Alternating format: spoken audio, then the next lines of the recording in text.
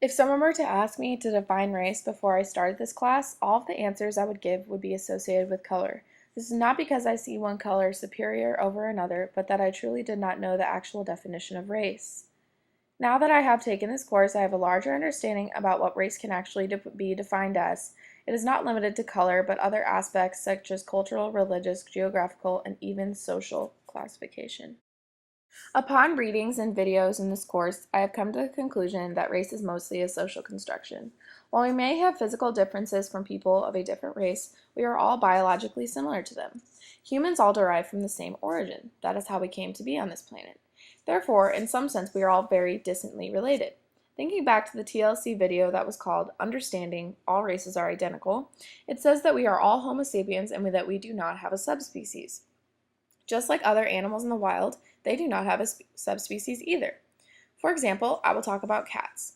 Domestic cats all may have different colors and may look different, but they all derive from the same species. The same applies with humans. It explains that the only reason we look different is because it is how our bodies adapted to our environment over time. Race is only skin deep. I defined my racial identity as a middle to upper class white woman. It wasn't until the first week of class that I realized the privileges that came along with my racial identity. I knew I was fortunate enough to have things that other children did not, but I didn't realize how many.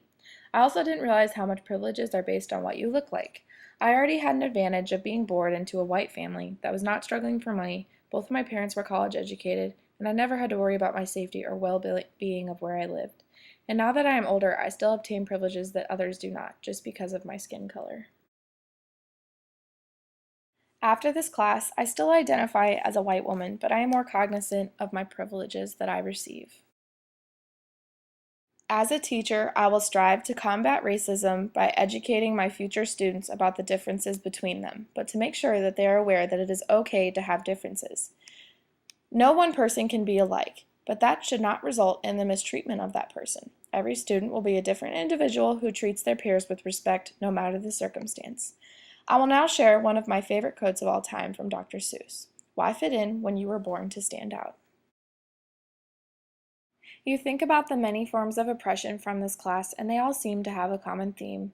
The spring text highlights the mistreatment of different cultures in our past. The Native Americans who lived in this country before we did were forced to learn our language and forget their native culture. When the children were sent to boarding schools, they were forced to cut their hair and wear English clothing. Present-day LGBTQ community also experience forms of oppression. Because they do not follow what Americans do and sometimes do not follow how most Americans dress themselves based on their gender, they are discriminated in our society, not by all people, but by most.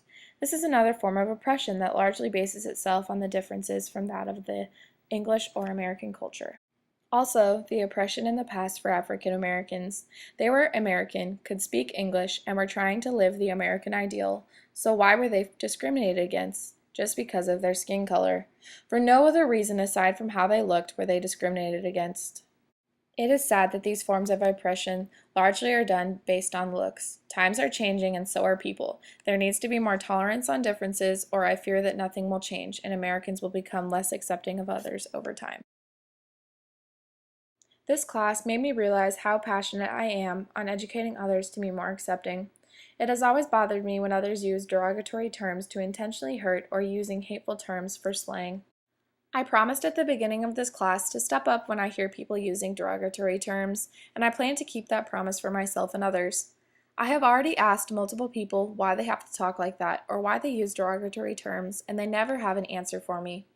It is my goal to stay involved in making people more aware of how the words they say or the actions they do truly can influence other people in a negative way. It is important to treat others equally. Even though everyone is entitled to their own opinion, those opinions do not have to be shared with others or out loud. This class has proven to be my favorite class in college by far.